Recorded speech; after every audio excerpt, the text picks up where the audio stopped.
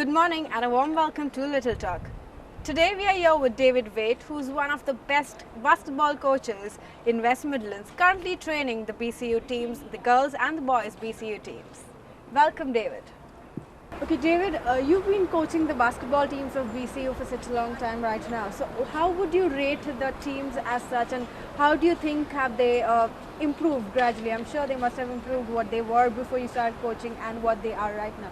The difference in coaching when I first started is that they were unorganised.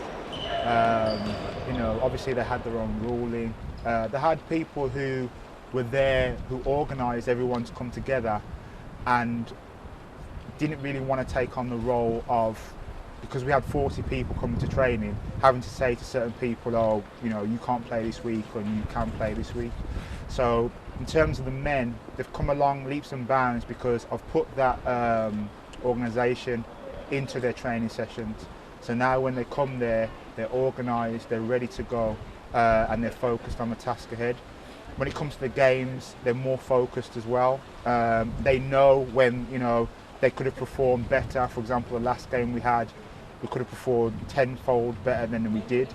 And they've got that drive now, which I didn't see when I first arrived there. Since we are talking about lack of funds, when the basketball teams go out and represent BCU at the national levels, international levels, how does this affect, how does the lack of funds affect the performance when they are on field playing with other teams? So the more funding we have, the easier it will be for students to attend. So obviously we can provide minibuses to go to away kicks with trips. We can provide stuff like kit and travelling away stuff like tracksuits and so on for them to go away in. So that way that takes away the added pressure of looking at their finances. And obviously the more training sessions they have, the more talent they have, the more skills they can produce, and the more teamwork they have as well. So funding is a key thing. Coming from a background where I've come from, where I've played international and national level, I know it makes a difference and it adds a difference. And rather than turn up in your normal, day clothes and you turn up in your own car, having to drive yourself there as well, it's just an added pressure. When you've got such a big thing to think of, you've got to be focused on the task ahead, and funding helps that because it takes away that pressure.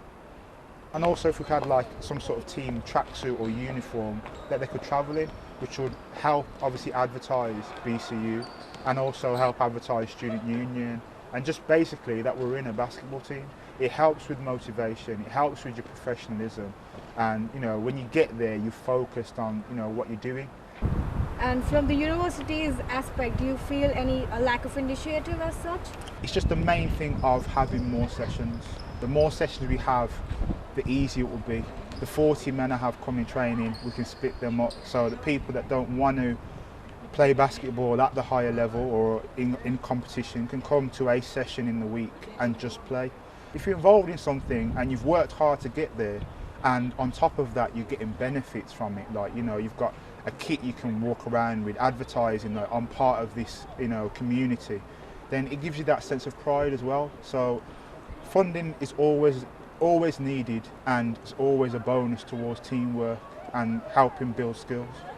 So David, now that you've rated the teams, the girls and the boys team separately, I'm sure you'd like to tell us how would we get to the 10 on 10 mark as well? For a perfect 10 for the men and the women altogether, I would say it would be more availability for sessions instead of just one a week.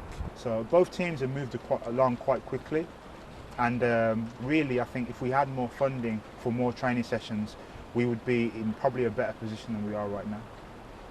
Thank you so much, David. It was wonderful talking to you on Small Talk.